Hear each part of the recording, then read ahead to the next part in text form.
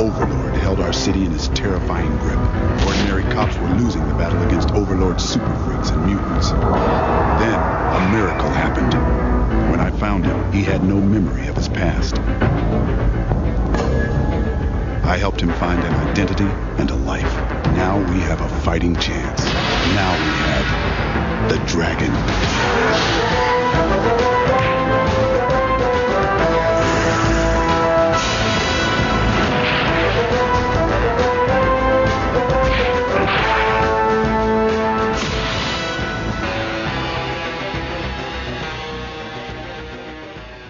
This is the Savage FINcast, back again for another episode 5 now. We're really getting up there. I'm Jim Purcell. I'm Adam Pruitt. And I'm Craig Olson. And this episode, we have a very special guest. Erik Larsen is with us. We'll be having an interview with him later on. Also, just mention Gavin is not going to be with us tonight because he's feeling pretty under the weather, but I'm sure he'll join us next time as soon as he can. If we want to jump right into the news, there's a couple award season related things. First of all, Savage Dragon's own hand letterer Tom Orzechowski is nominated for an Eisner Award, which is pretty awesome. Tom is the kind of guy that whenever he's nominated for an award, he deserves to win.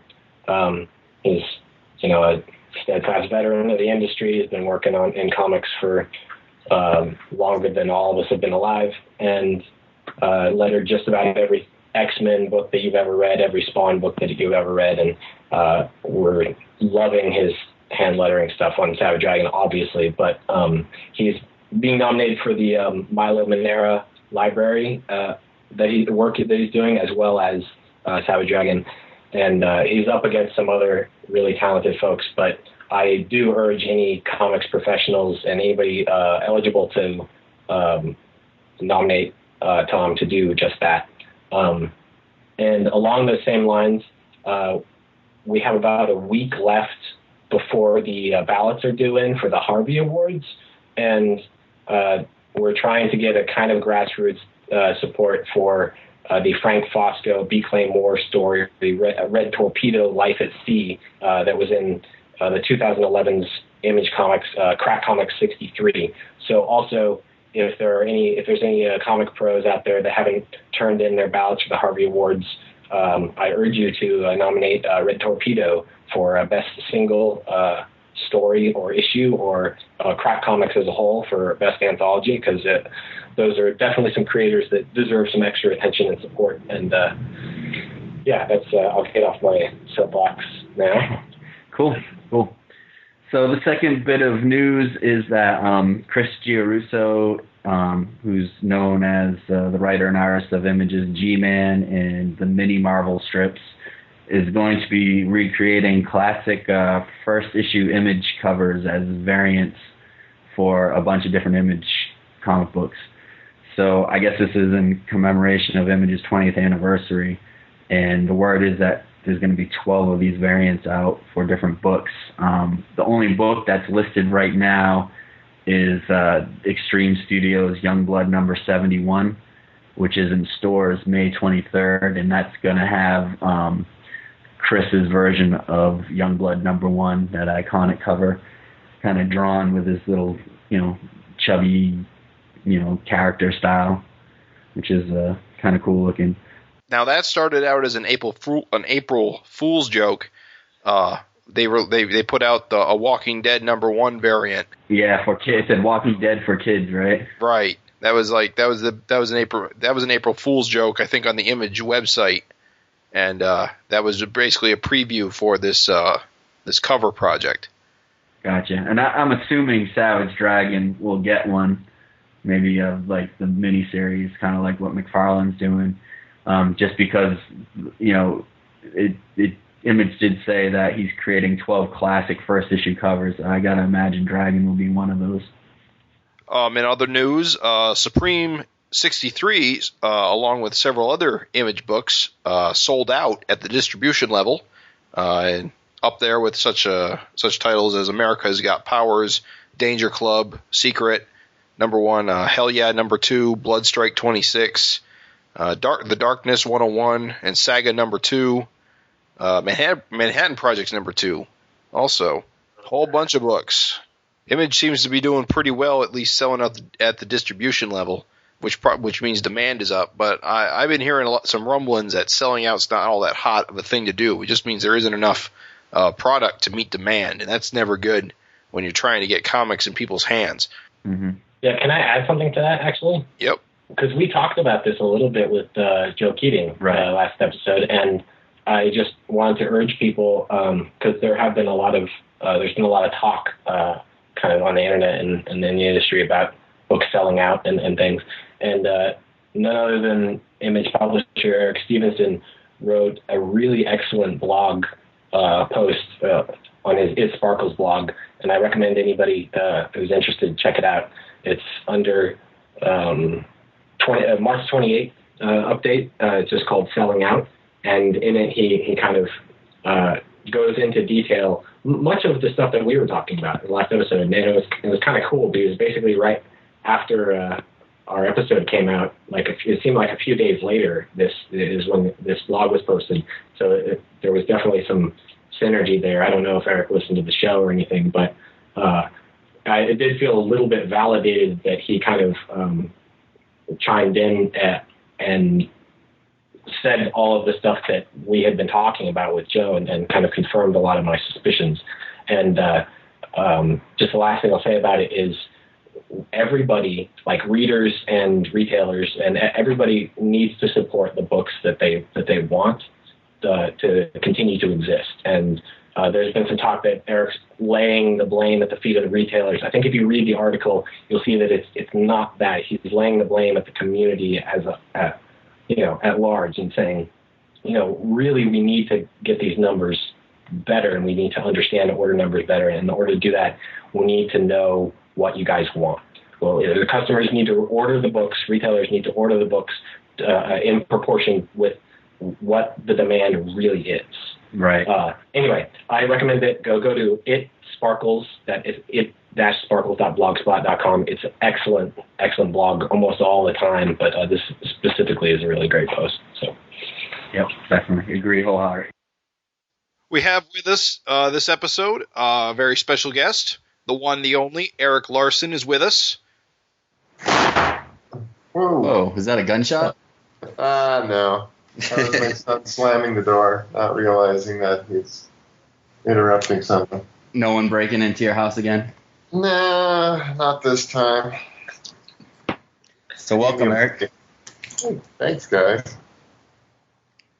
So we want to jump into it and talk about Supreme number 63, which everyone was pretty excited to get their hands on. Yeah, finally out, huh? Yeah. Jeez, it seems like it's been forever waiting to this one finally come down and hit. Can you talk to us a little bit about how you came to be the writer and illustrator? I know the illustrator for 63, but continuing on with 64, you're going to be the writer. Yeah, well, actually, it kind of came about because I was talking with Rob and with Eric Stevenson just about the Extreme books coming to Image Comics in general terms. And, just various okay, well, what do we think we should do with this book, and where do you think this should go, and stuff like that. And I had an idea for Supreme just sort of on the spot, and it was like, well, just tossing this out. Here's what I think would be a cool idea what to do with Supreme. And it just kind of said blah da da da da and let it go. And then the two of them were like, "Oh, you should totally do that." And they spent the next few months talking me into doing this book that I just kind of blurted out on the cuff. And then kind of the idea. When all the other books were being put in place, it seemed like a lot of the guys were just kind of starting over in a way, and not really just picking up with the previous issue, but just kind of going right into what they wanted to do. And I really wanted to have it be where it would. I didn't think tossing out Alan Moore's last script was a good idea. I just thought, okay, it's here, it's paid for, it's done. Yeah.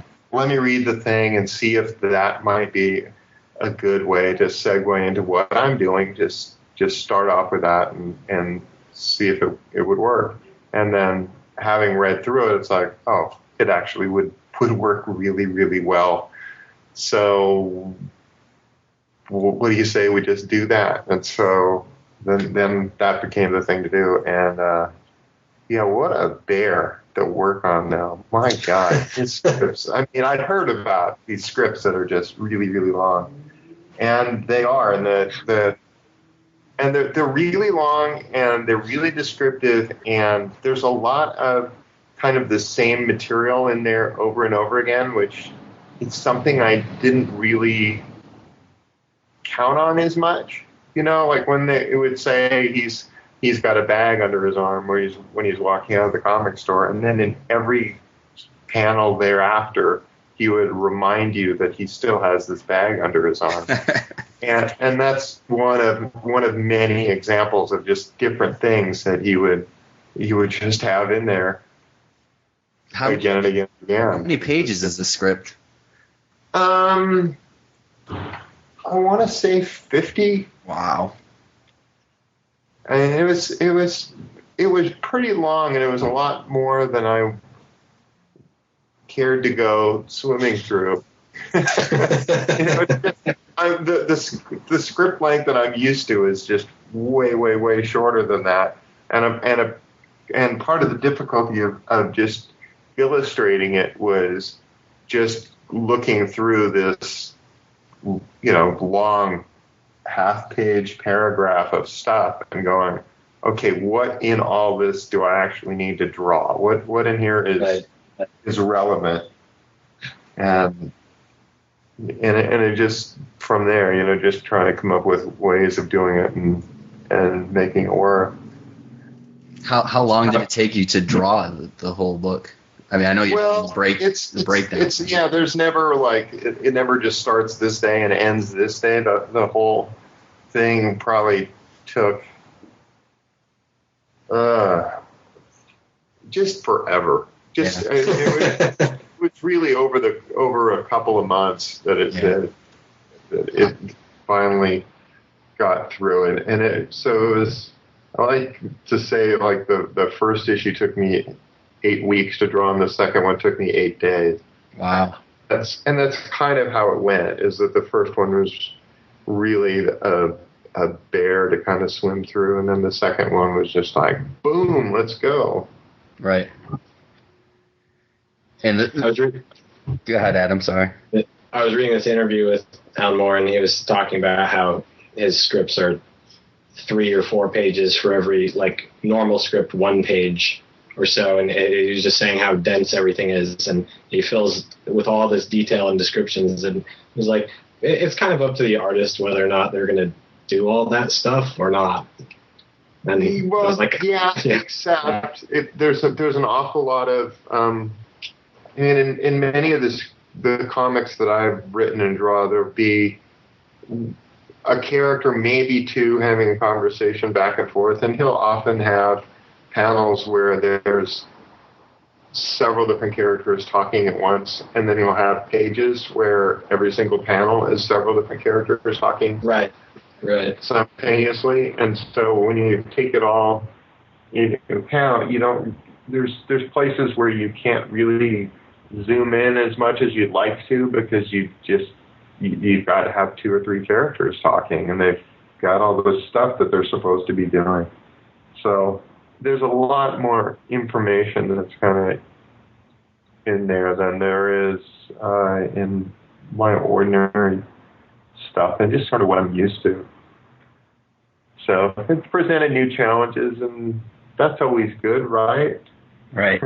Yeah.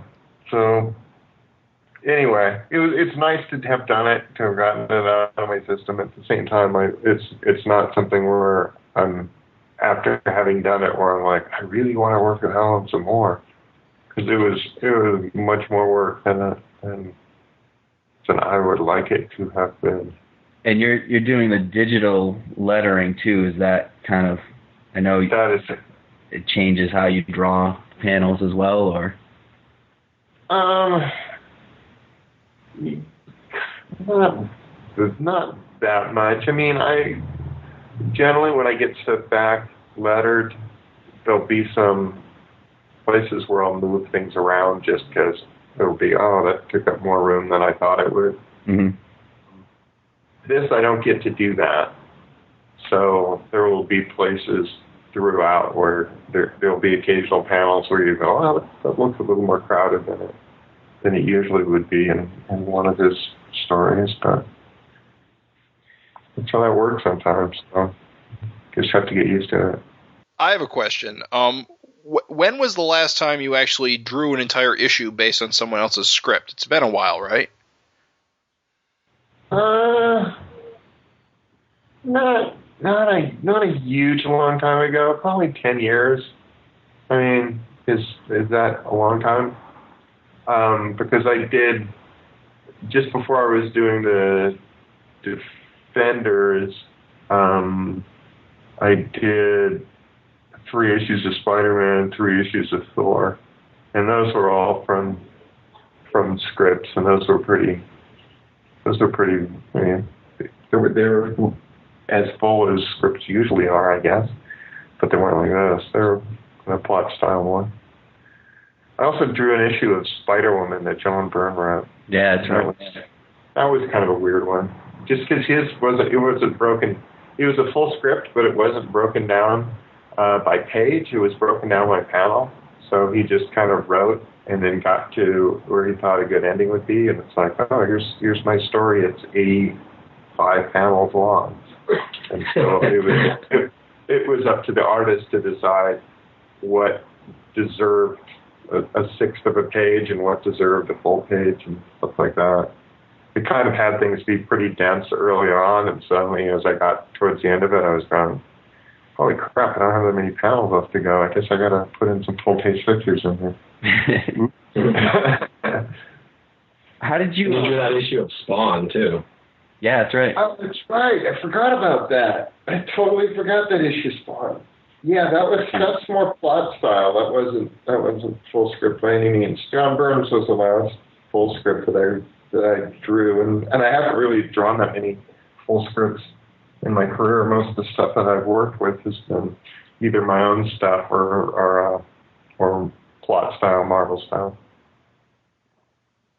How did you get Corey involved in this project? Were you in the beginning just thinking that you were going to pencil and ink this, or was the thought all along that you were just going to do breakdowns and find someone else to do finishes? It was always that I was going to do breakdowns and find someone else to do finishes. I just couldn't do both. I couldn't do Savage Dragon and do full art stories on this, and right. I really wanted somebody who could bring something to it, and I really can't for the life of me remember how Corey got involved. You could ask him. I know. He mentioned something about, talking with you about doing like a Hercules backup or a miniseries or anything like that. Okay, that's right. He had done something with me before too, right? He did a Thor backup. Thor story. That's right. So I guess it came from that, but I don't really remember like how he approached me or how that whole. I mean, maybe he just emailed me out of the blue and just like, hey, I dig your stuff or whatever. That may have been it, and then it kind of came from there. That makes as much sense as anything. Sure, why not? I'm going to go with that. And he actually put your Hercules character in a comic on one of the walls in the comic shop in Supreme. It's true. That's true. I don't know that I ever saw every page that he had done of that Hercules thing. Was that something that you wrote a script for, or he's just kind of? Yeah, I wrote a plot for I think half an issue. It wasn't a full issue. It was just, hey, here's something to get you going. Gotcha. And I don't. It wasn't something that once it was drawn, it wasn't something I was like head over heels over. I was just kind of like, he had a tendency to kind of have characters be in the camera kind of too much, and I thought storytelling wise, you needed to pull back a little here and adjust things a little there.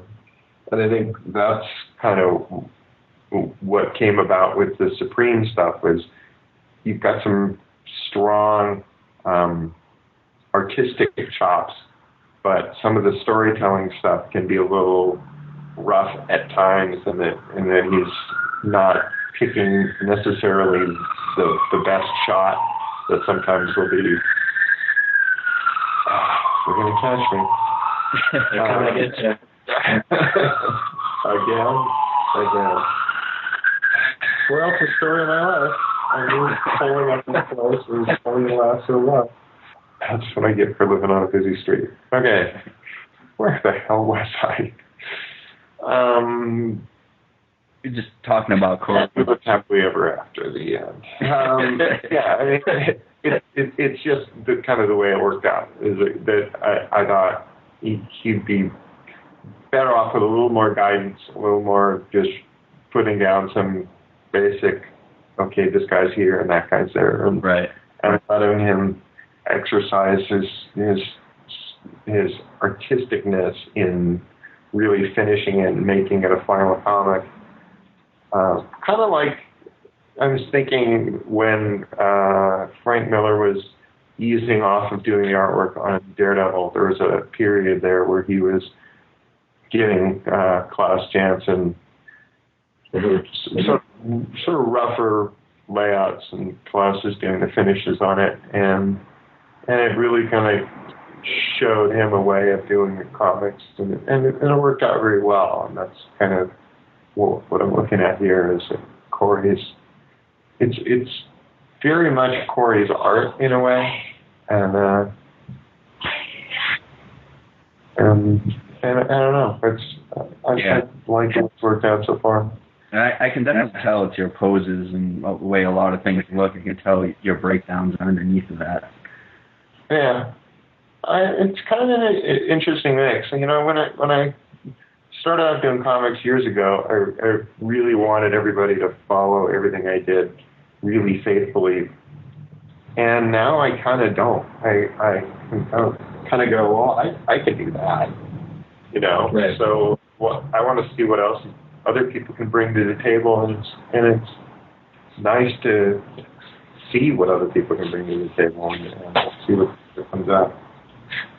Well, because didn't you have that experience early on of being inked by Vinnie Coletta? Well, I did, yeah. And at the time, like you were disappointed, but like sort of later on, you said, I could be imagining this, but I think I remember you saying something like you can sort of see where he did you some favors here and there. Yeah. Yeah. No, I at the time he was very much my least favorite inker, and I've since I've come around on him.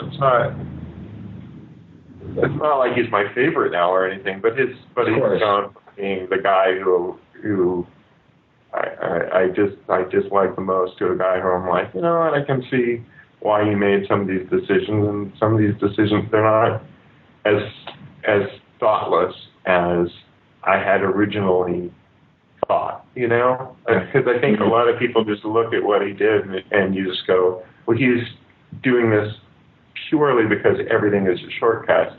Right. And it's not that way. A lot of the decisions he made were actually thoughtful. He was actually thinking, no, this works better, and he had a reasoning behind it. And I can kind of look at it now and go, yeah, it actually makes some sense. He's definitely turned off a lot of Kirby fans, and it's probably at least like inkers based on his work with Kirby. Yeah, well. But certain people find charm with his Thor stuff being kind of scratchy look. It kind of works on Thor, I thought.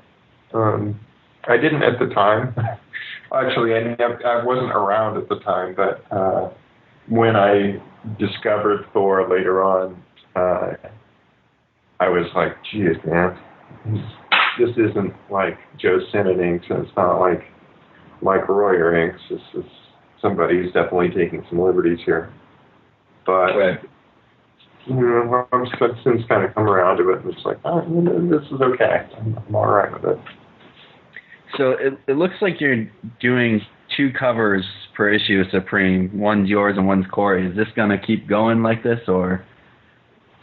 Eventually, and we should be doing them together. I just have been so under the. It's weird because it's almost faster for me to do one myself, right? Than to pencil it, send it off, get it inked, and have it be the cover. Mm-hmm. What I really should do is draw the cover as I pencil the issue, but my act is not that much together. Do you send him all the pages at once, or are you sending them as they're? Yeah, I do. I send it to him at once. So far, I have it. And at this point, he's not so far. I kind of dropped a bunch of them in his lap at one point. It was sort of like, there's 3 issues. So it's kind of, holy crap, man, I'm going to be busy for a while. And so from here on out, it'll be, issue at a time. So I may just give him the covers at the same time, but we'll see. Yeah. How many issues are you ahead? Not as many as I'd like at this point. I'm still working on my 5th issue, and so that's not ideal, because at this point I'm writing solicitation copy for the issue that I'm working on, and I'd rather be in a situation where I'm just writing solicitation copy for issues that are done, because that way you can just kind of go, oh, here's what happened. Mm-hmm. And Dragon's always been in the hole in that regard. Right. It's always been the situation where I'm sitting here going, what am I going to want to draw? Too much on this? I saw on Bleeding Cool that Supreme 63 sold out before it went on sale. Are you going to be doing a variant cover for the second printing, or is it going to be one of those things you just kind of change the colors or something like that? There's actually we're just going to there's a Rob Liefeld cover that we're kind of cobbling together, because he had done a Extreme Studios preview thing that had a wraparound cover on it, and a big part of that was there's a Supreme figure on there, and I'm like, that would be a fine cover. Let's just use that. Let's use that, yeah. So we're using that for a second printing cover, because just timing wise, getting things drawn and colored and everything else, it can be a little time consuming. Yeah, definitely. Because there's just always stuff that seems to take priority. Right. Yeah. Just a mad scramble all the time to get things done. And I saw on 64 you have the new Supreme logo. I like how you're kind of breaking away from the old logo. You wrapped up Moore's kind of storyline, and now it's onto yours, which I thought, 63 was kind of bittersweet, because in a way, it's starting the series, but it's not really starting your series, Yeah. It's kind of an odd thing, because you can put an Alan Moore collection together and it would end with this issue, and you can put an Erik Larsen book together and it would start with this issue. Right. Yeah. But I really wanted to have the first one have a lot of Alan's kind of trappings that he had in the book. I wanted to get the logo that he was using throughout, although we didn't actually have it on file anywhere, so it needed to be used from a comic book, which was not ideal because it looks a little funky. And then beginning from the next issue, it's like, all right, well, here's what it looks like now, and take it from there. Right. I mean, I noticed that this issue, besides the last page, had no full page spreads. Is that stuff kind of going to change? Are you going to layout. Yes. It opens way up.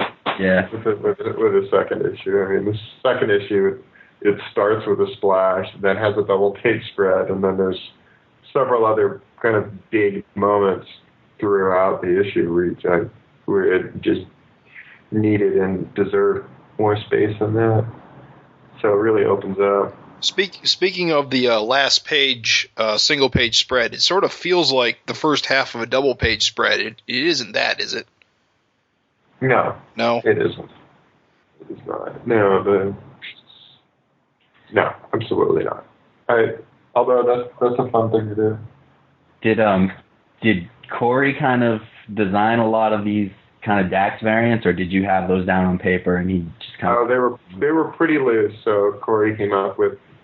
Corey put a lot of Marvel guys in there that are probably annoying to some part. In other words,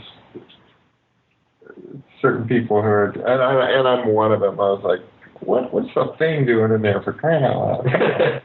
He has little points on his head, so if he's Dax thing, that makes it okay. I just want to say, as someone who's never read Alan Moore's Supreme ever, that I found this book to be very accessible and easy to get into, and I kind of appreciate that.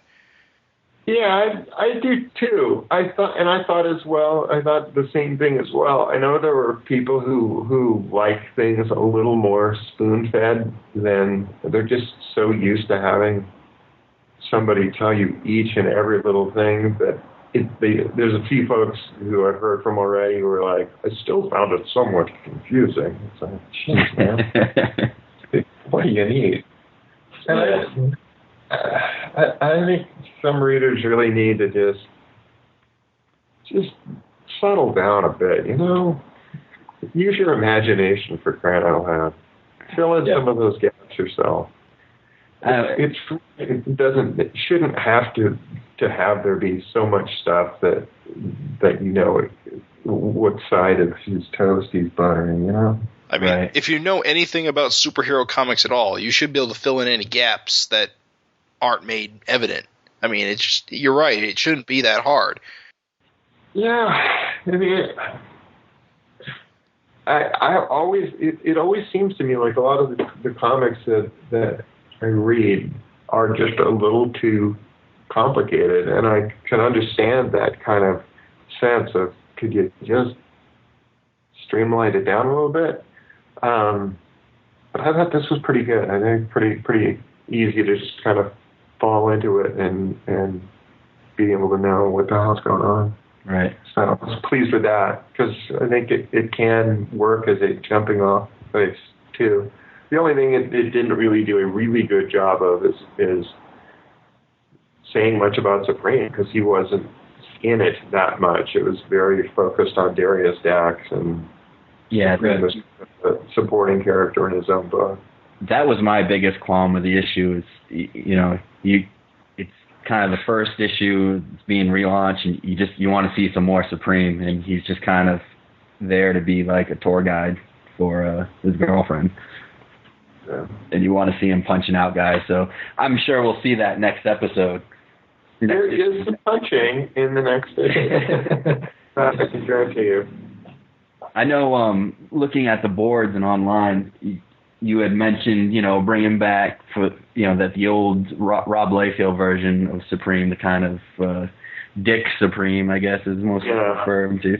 You kind of mentioned that he'd be back, and a lot of people took it as, you know, well, I'm dropping this then, you know. Well, I think what people took it as is, you're going to turn the Alan Moore Supreme into the Rob Liefeld Supreme. I hate that. And really the idea is, no. Rob Liefeld Supreme is going to be showing up in the supremacy much like all the other Supremes have been there. He is in addition to the Alan Moore Supreme, not in place of, sort of thing. So, you know, the Alan Moore Supreme and some of the other supporting characters that have been in the book are very much going to be part of the book from here on out. That's cool. I like a lot of the variations, like the Squeak the mouse. And, Squeak, yeah. I don't know, the line. Radar. Yeah, no, there's some cool stuff in there, and I didn't want to throw out the baby with the bathwater. At the same time, I'm killing his guys like crazy.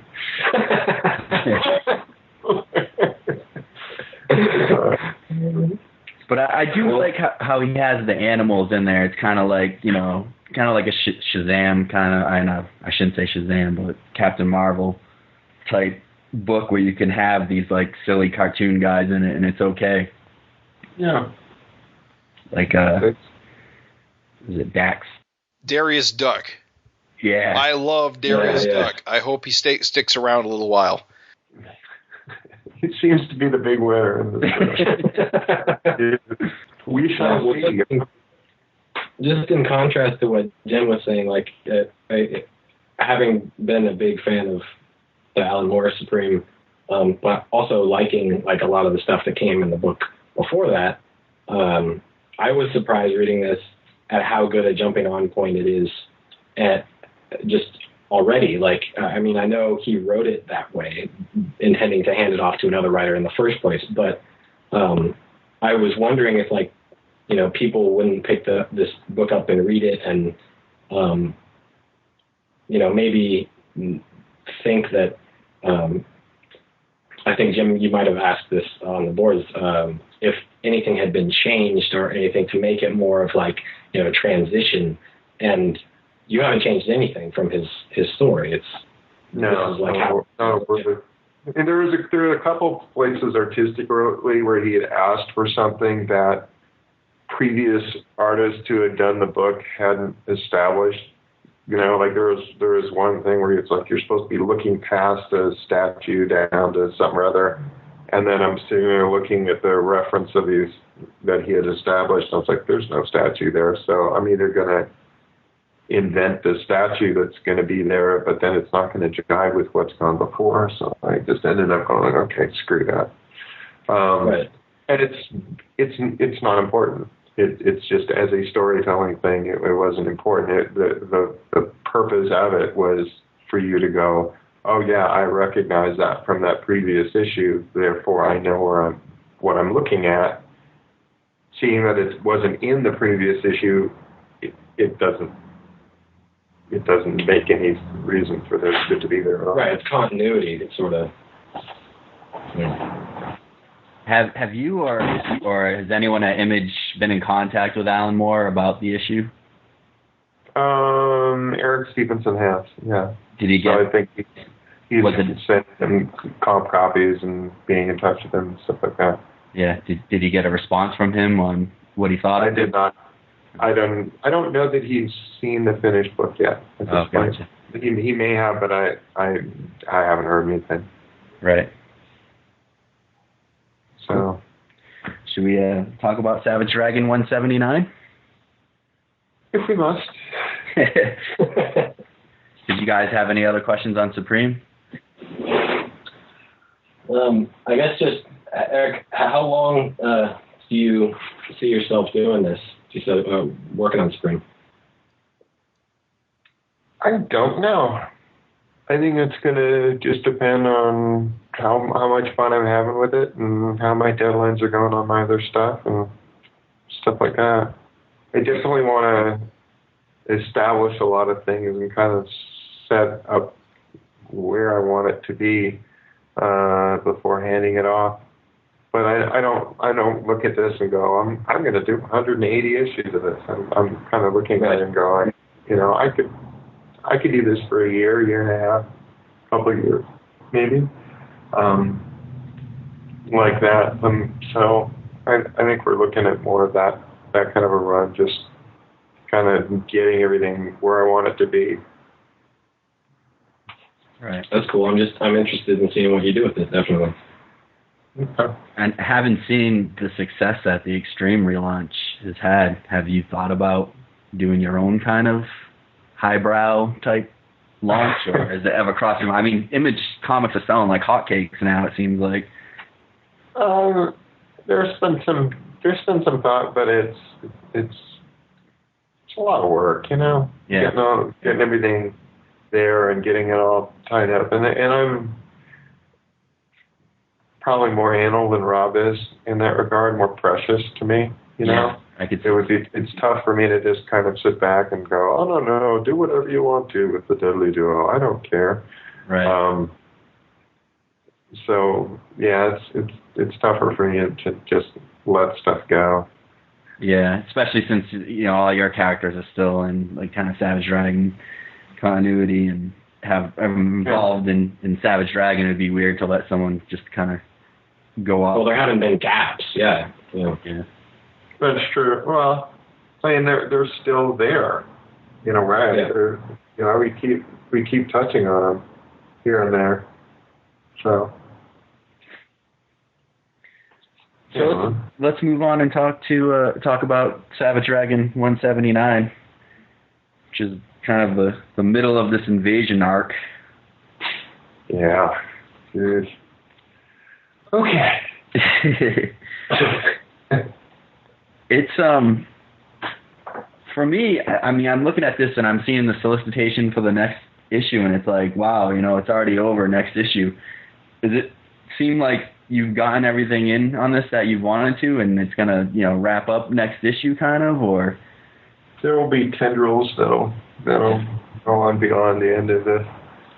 I mean, I know that the next issue is supposed to be the end of the next trade kind of thing. So it's like, all right, I want it to be at least mostly an ending, but there can't help but be some stuff that's gonna leak out into the next one. So the issue after is kind of an epilogue where people kind of step back and look at everything that's happened and right. Try and go, what the hell happened here? You have, it's Dragon in space, and I wanted to talk about a certain panel, and I might be skipping around here, but I get the feeling that, Dragon still has, at least a little piece of Kerr kind of still with him. There's a certain panel. I think if you sit back and read the book from the beginning,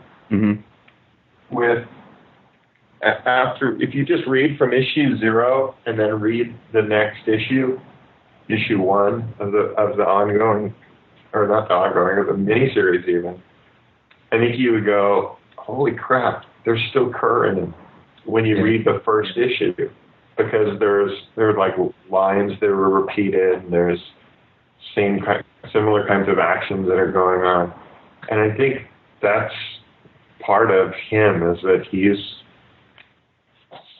something of a dick. It's just part of him where it's like, look, he is very headstrong. He very much thinks he knows what he's doing, and all along the way, he's like he's kind of as big a fuck up as Killcat. Yeah, it is true.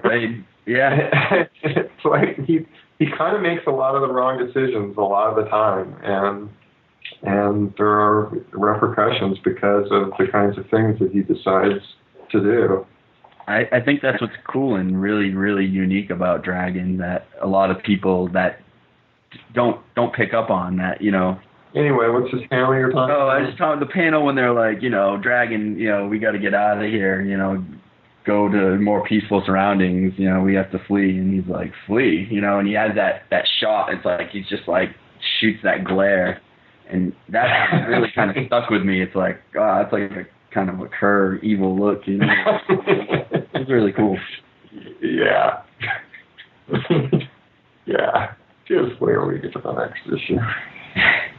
Well, and I think I didn't really realize this until this issue, but, the Krylons, or how do you say it? Krylons? I don't even say it. I don't have to. I'm just typing. Yeah, I mean, they're really a bunch of pussies. They are. No, it's like the old Hawk and Dove comic when Dove was just like this complete pansy, and you're just like, come on. Why are you even wearing that, crying out loud? You're just getting beat up. That's all you do. Yeah, they're pretty well useless. And is this the first time in a while that we've actually seen the dragon character in a fight, in a battle? I mean, when was the last time we saw him actually fighting? I mean, he's been around on the ship for a while. Well, he fought that tree thing back in 175. Yeah, that. All right. That. He's fighting trees. Tree things. Someone's getting yelled at. Yeah, well, that's like they say. I didn't know how well you guys could pick up on every little noise that's going on in my house. So it'll be like, all right, here's how this works. I have this son, right? And he is supposed to do his homework, but he doesn't do it. So his mother will tell him, you need to get off the computer because I know you're not doing your homework. He'll go, no, I'm totally doing my homework, Mom. And he'd check and see what he's been up to. And it's like, no, pretty much looks like congregate to me, kiddo. So that's his life story. Well, he's got a dad that draws comics all day. I know it. He doesn't help. You know, it's just like, well, Dad's screwing off all day long.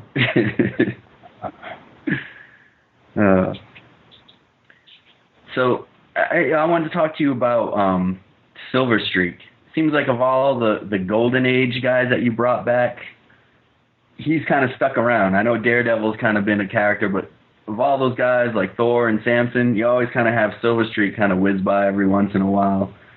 Yeah, it's because he and Daredevil are kind of from the same book, so yeah, that's kind of how that goes. Right. Nice to have a speed guy too, just show up. There's a couple different kind of guys that I haven't really done that much of. I haven't really done speed guys, and I haven't done stretching guys much. And I was thinking the other day, I really should get a stretching guy in here. I haven't done really that much. Yeah, you had Race for a little while, and I think he bit it, right? I don't. He made maybe. I don't know. Look it up.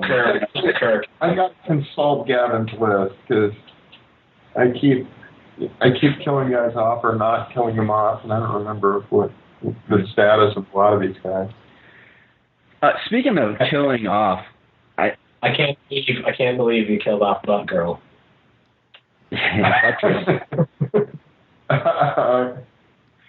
Come on, guys. What do we got? She's got a hole in her stomach or something? People get over that. Come on. She'll be... Someone said on the boards, was it you, Jim, or somebody said, like, oh, Larry Stroman's got to invent some more characters for Image or something now that Chris is gone. I think Larry Stroman is a genius. I'm just going to go on record. Does he even do anything anymore in comics? He does occasionally. Yeah. He did some X Factor thing not that long ago. Yeah. I don't know. I mean, he was like the biggest thing on X Factor for a while, and now it just seems like he just kind of... There's a handful of guys that just seem like they were so big and then just gone. You don't ever see him anymore. I don't know what happens.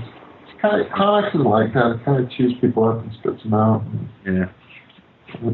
It's too bad. You were asking about Race earlier, but he's right here. He's right on page 13. He's right behind... Oh, is he in there? Yeah. Yeah, there he is. He's running right there. Oh, there he is. You don't even remember drawing him. No, there's a lot of... Yeah. I don't remember drawing a lot of this stuff. Too many damn characters. That's why I gotta kill off some of them. The problem is that I don't remember who's dead and who's alive. That gets just as confusing. John Day is dead. Yeah. Again. He'll never be that. What's for those that don't know, what's the quick and dirty story about John Day? He's a guy who used to go to the comic store that I used to go to when I was up in Bellingham, Washington, and at one point I was doing a comic for some small independent comic book publisher, and I did some story that had John Day as the main villain, and just because I thought it was hilarious. And it was just one in joke after another, and it was one of those things. Had it been published, there'd be like 4 people who would think it was hysterical, and the rest of everybody would just go, "I don't get it at all." No sense. I'm kind of glad that I got that out of my system, because I haven't really done anything that's that inbred since. Anyway, that's how that worked. And so from then on, he had said to somebody, I think at one point, "Eric's going to put me in all his comics from now on." And that hadn't been the plan. And I was like, "Oh, what the hell? If that's what it takes to keep reading it, I guess I'll do it." Do you still talk to him at all, or kept in touch with him?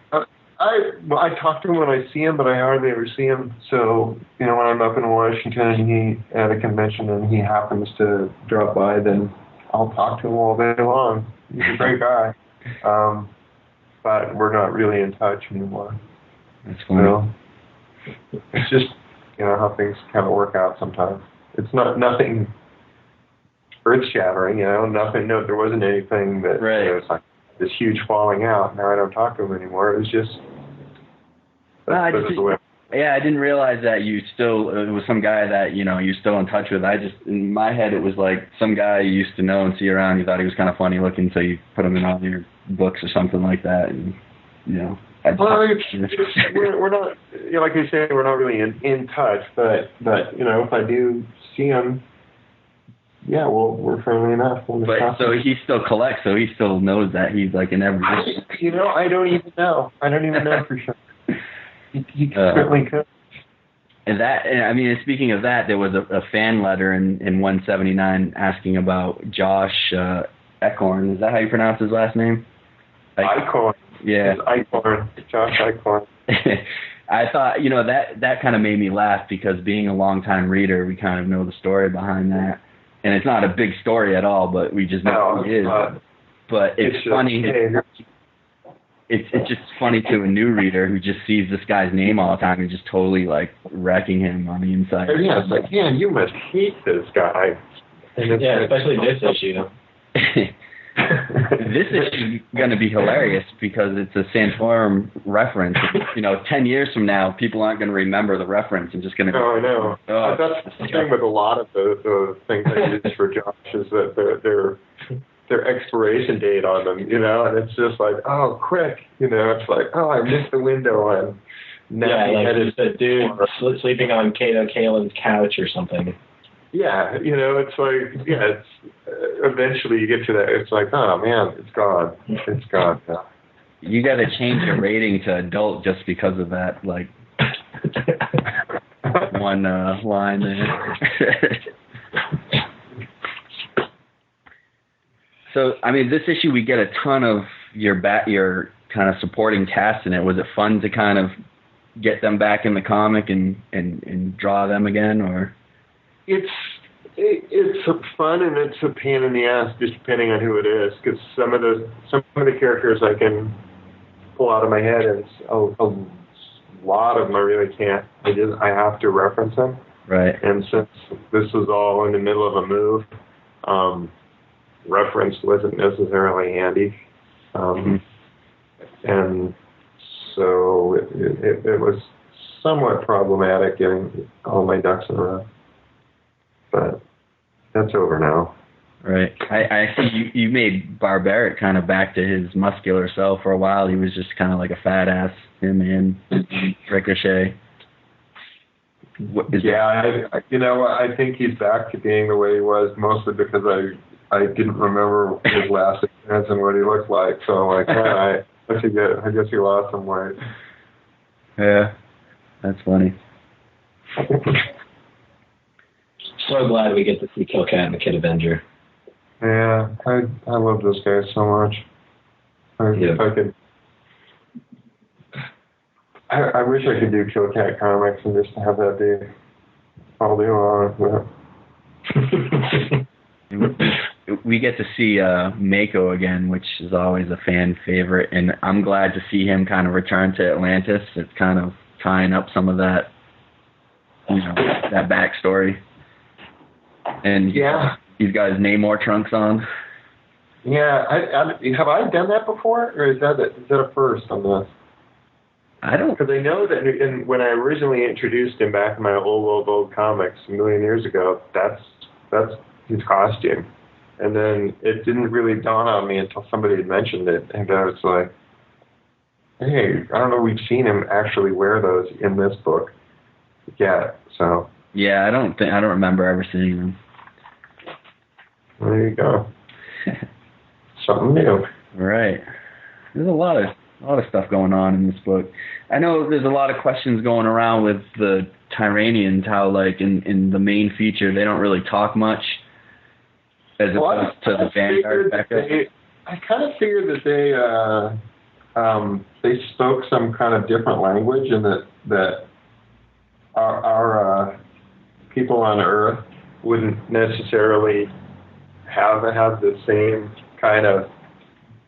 They wouldn't be able to talk to him, essentially, you know? So what I was thinking is Vanguard's an alien. He's got that helmet. The helmet translates everything into his language, so he can understand them, and that whole thing is back and forth. So he can get that information, whereas the people on Earth, they wouldn't be able to understand it. So rather than have it that they're talking English like in Star Trek, I'll just have it that if they're saying anything, it sounds unintelligible to any human being there, and just have essentially the reader be on the same page as the characters in the book. Cool. Makes sense. And then we get that last page is kind of a doozy. Yeah. Yeah, hello. There you go. No, I mean, I like it just because it's a game changer, you know? And it's like one way or the other, it's going to change things forever, you know? Right. I mean, whether they do or don't, it's still that question has been posed, that's thrown out there, and it's like, okay, something's changing, or something's changed, and things are going to be different from here on out. Cool. And that leads us to the Vanguard story, which I thought was one of the stronger episodes of Vanguard. And Frank's just been doing an outstanding job. Thanks for bringing him on to that. Sure. These guys are good. It's been a real fun read. Yeah, I have no idea where they're going with it. Other than I know it. It's rewarding to longtime readers as well that you get to see all of Vanguard's kind of cast involved, and all his old foes are kind of getting tied into this. It's kind of neat, you know, like this issue. It seems like every episode, you kind of a new guy from Vanguard's past shows up, and you get a muck on this one. It's just kind of neat. Considering the Vanguard serial ends where the Savage Dragon story begins, did you ever consider putting the Vanguard story in the front of the book, or was that just completely unlikely? We had actually talked about it. We talked about it, and it just seemed. My concern was that if you're a new reader and you picked it up and you flipped open the first couple of pages, you'd be like, "Oh man, Erik Larsen's not even doing his book anymore. Screw this." You know, that's like, I didn't want to do that. So. Yeah, I think it worked out good. I thought it was kind of an interesting way of doing things, to have it sort of end as it begins. So. Well, I like it because when you read the backup, you know that after that last panel, something's going to happen to Vanguard, because he's kind of like, in the main story, he just gets cut off abruptly. So it's kind of a nice little, you know, something's going to happen. Yeah. But so we'll look forward to that. Cool. I had a few other questions not related to Savage Dragon or Supreme, if you have a few more minutes to talk to us. All right. So the Image Expo, just wanted to see what your thoughts were on it, and is this a one-time thing, or is it because WonderCon wasn't around this year, or is it something that you guys are going to try to do on an annual basis? I don't think we're 100% on what we're up to. It probably will have something to do with WonderCon, if not exactly because of WonderCon, it may be a situation where we'll move it around if WonderCon does come back, so that it's not right on top of WonderCon. Mm-hmm. So, if they decide, okay, we're going to come back next year and we're going to be in the Bay Area and we're going to be in that time period, then it'll be, okay, well, we'll do Image Expo in the fall so that we're not right up against you. So you guys are definitely considering doing more of these? We are very much considering it, yeah. I mean, it may be that we'll do it again next year, and hopefully we do.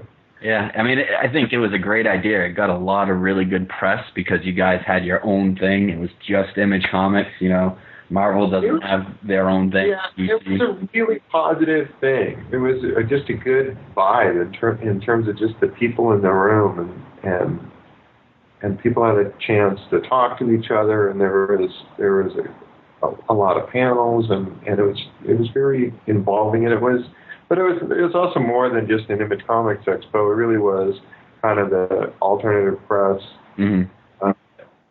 The other guys kind of thing, and it was good for that, because I think a lot of those people who are into other comics aren't into just, hey, it's a big Marvel DC event, but they're really readers, and they're really into what goes on in all these different books. Yeah. So I'm pretty pleased with the way it all came together.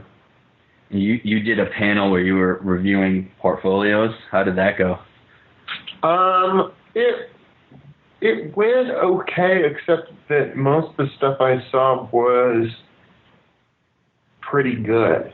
And I think what had happened was that because I was critiquing some of the guys who were pretty good, some of the guys who were in the audience who weren't as good kind of quietly shuffled their stuff into their portfolios, and when it came to be their turn, they just kind of, I don't have anything. So were you doing this like up in front for everyone to see? It wasn't just like kind of a one-on-one. It was up in front. We had an overhead projector so that I could take whatever they were doing, project it onto the wall, and then I had a transparency so I could draw on top of it. Oh, that's cool. So if the perspective was way out of whack, that I could say, this is what's way out of whack, this is why it's way out of whack, and like that. But like I say, the guys weren't terrible. Mm-hmm. It's better and more instructive, I think, for more people if there are guys who have more really major problems that really need to be dealt with. But it was okay. Nobody came out. Also, if you want to argue with you about those problems, that could make for a good, entertaining portfolio review, maybe for everybody else there. Yeah. But that didn't happen though, as much. No.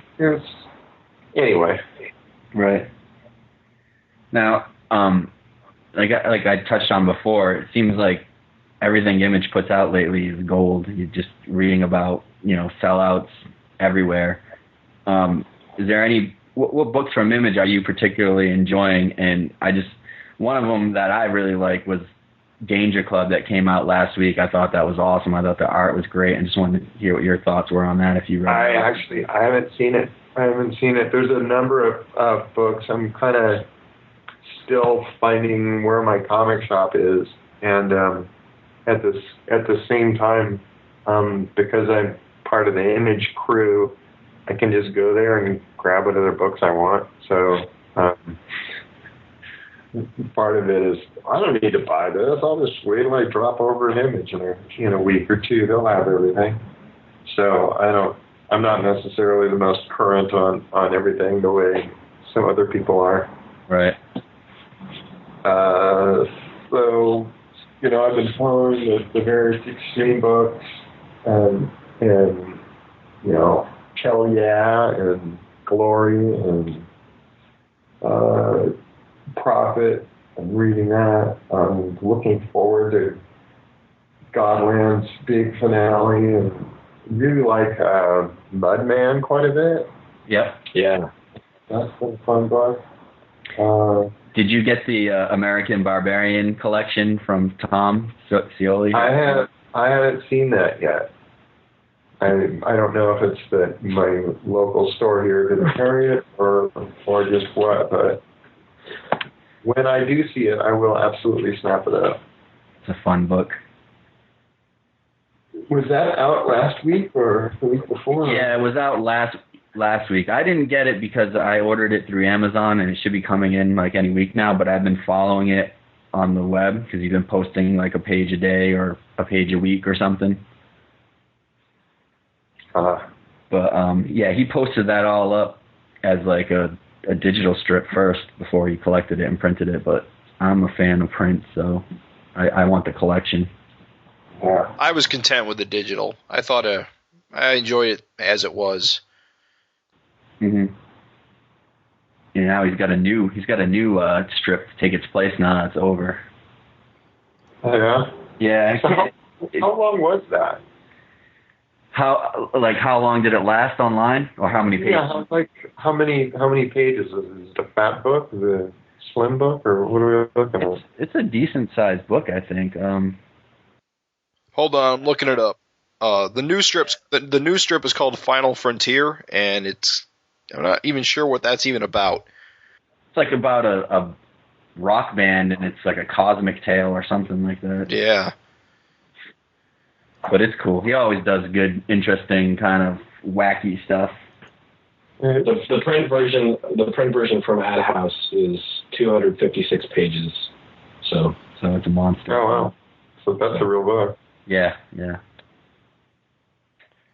And it was fun. It was just kind of like he was just kind of moving along whatever he threw on the wall. He just threw on the wall and kept moving. It was just a lot of crazy concepts and weird, dinosaurs and robots, and I think there was some LSD mixed in there or something. So. And this stuff is pretty wacky.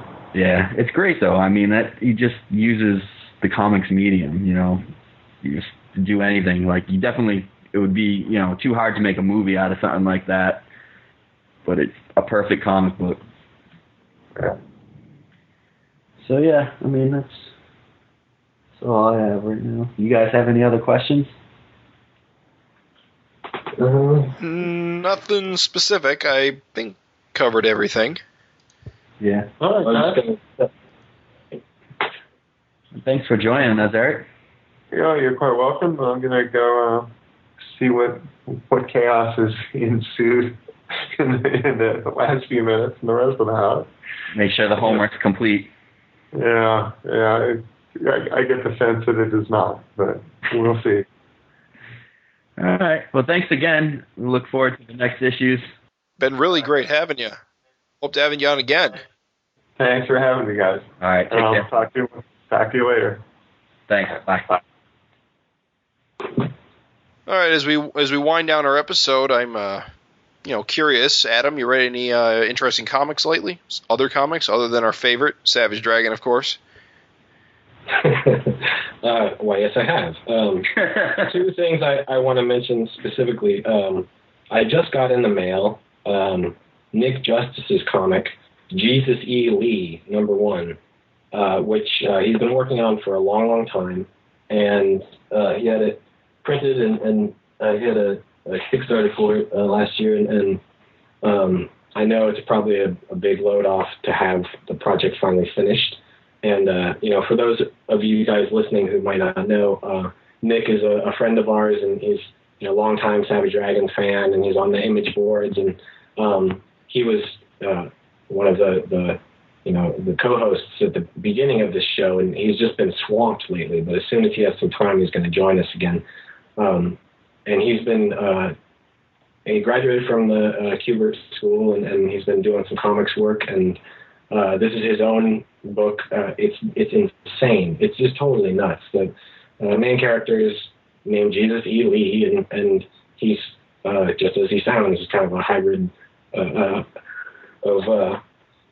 General Lee and Jesus, and he's a superhero at the same time. And the book it's just weird stuff, and it has a lot of kind of off the wall concepts, and it's fun. And he does some really cool stuff in it. Like he does some of that kind of Erik style coloring where he, makes stuff look like Ben-Day dots, and he moves the color channels around to make it look like the plates are off. Just little things like that. And he does everything himself. He drew and inked, and he hand letters the whole thing. His lettering is quite good, and especially the sound effects, they're spectacular. And anyway, hopefully we can talk to Nick again soon and actually give his book a proper look, because it deserves it. And anyway, go Nick. Good job on Jesus E. Lee. What I'm curious about that book is it like played straight, or is it like satirical, or? I think you're gonna have to read it, because it's fun is what it is. But I'm not. I don't really know what's going on in the head of Nick's. It's a pretty fun book though. Is it still available to order, and where can people find it? Now you're probably gonna have to make me take a minute to look that up. Okay. We'll post a link on the FINcast blog, and so that our listeners can find it if they're so inclined. And the other thing I won't go too long about, because I think we're going to talk to this guy pretty soon, but I got a copy of Michel Fife's Zegas #2, and that's the guy responsible for Twisted Savage Dragon Funnies, and he's just an all-around really cool guy and amazing kind of alternative comics creator.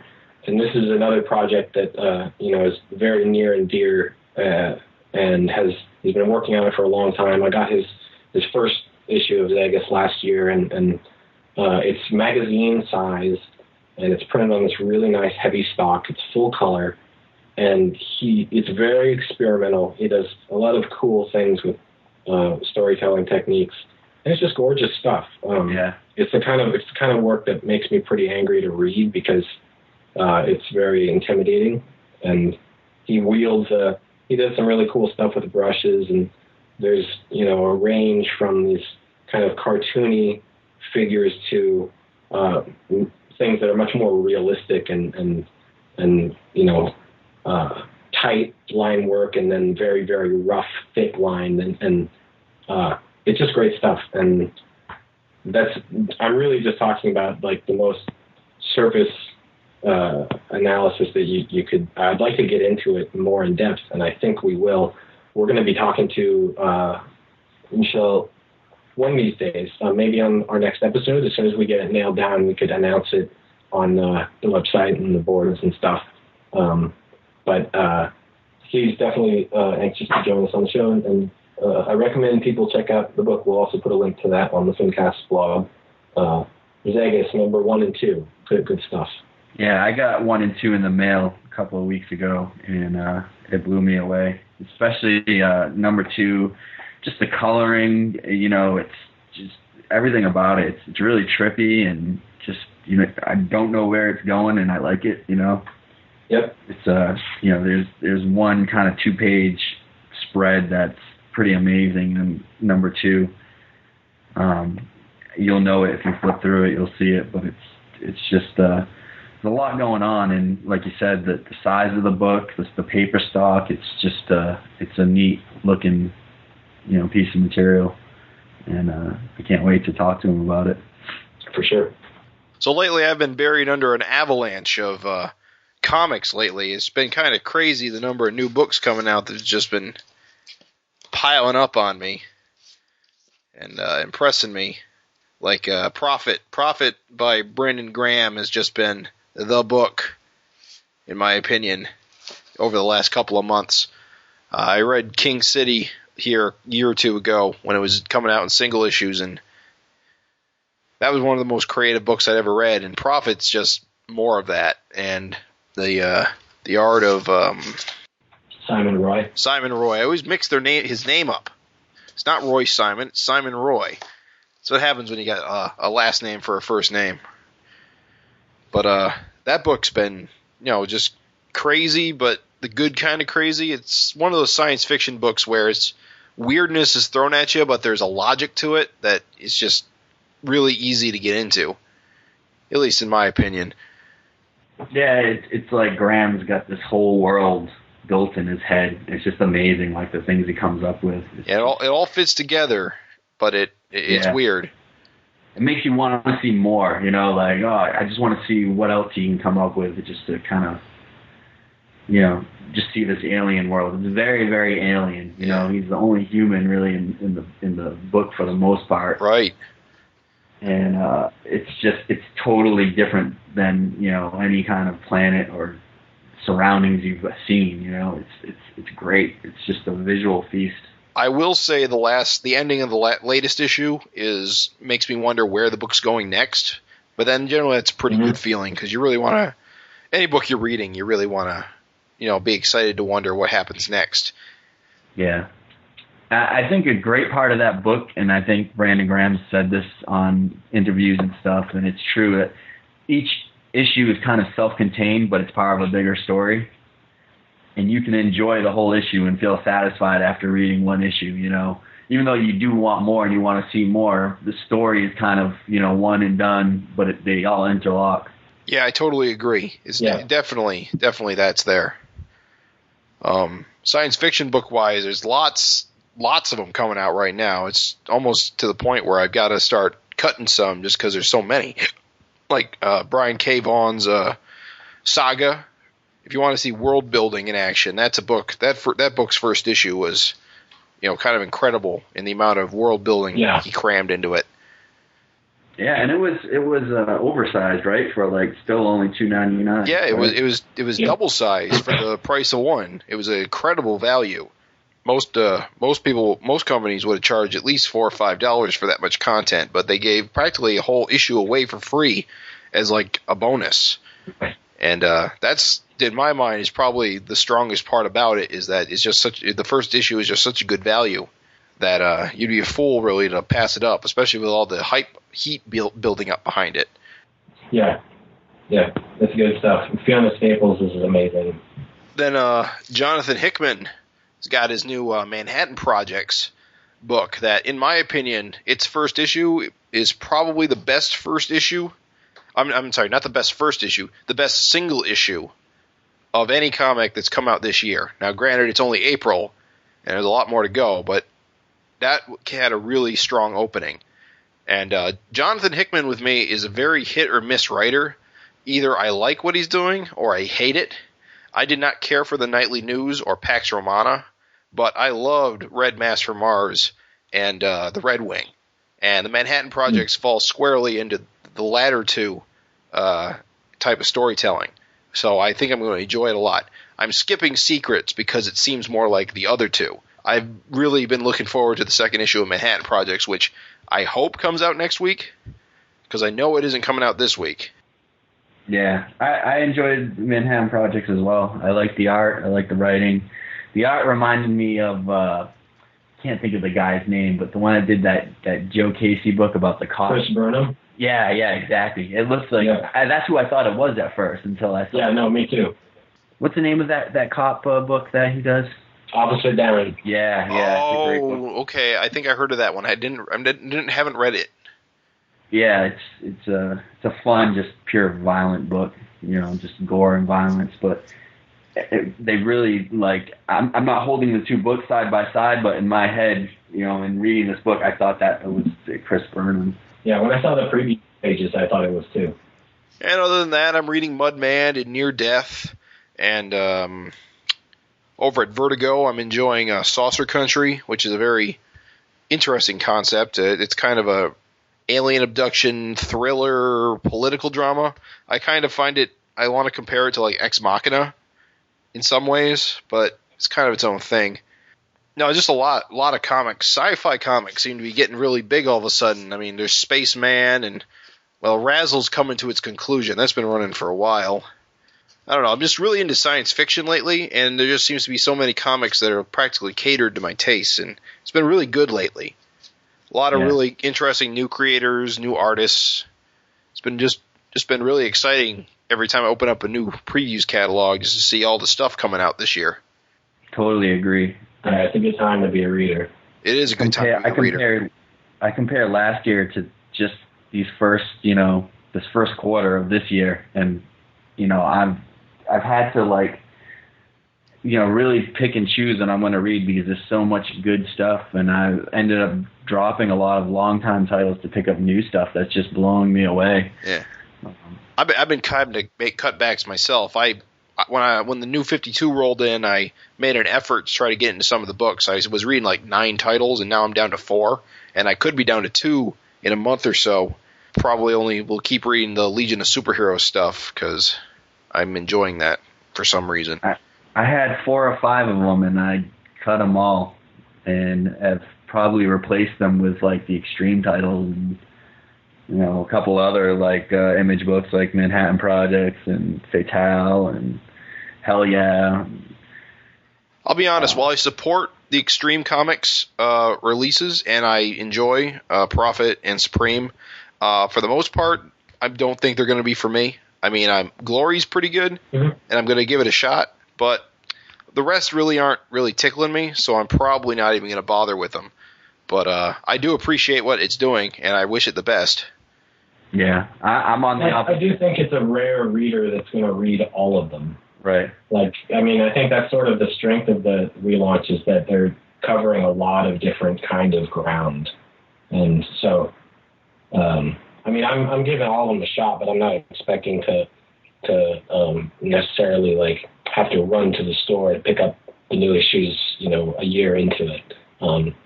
Of everything. Like, I'll probably still be running to pick up Glory and Prophet and Supreme, and I'll give the other ones a good fair shake too. But those are the ones that I'm looking at right now. I feel the exact same way.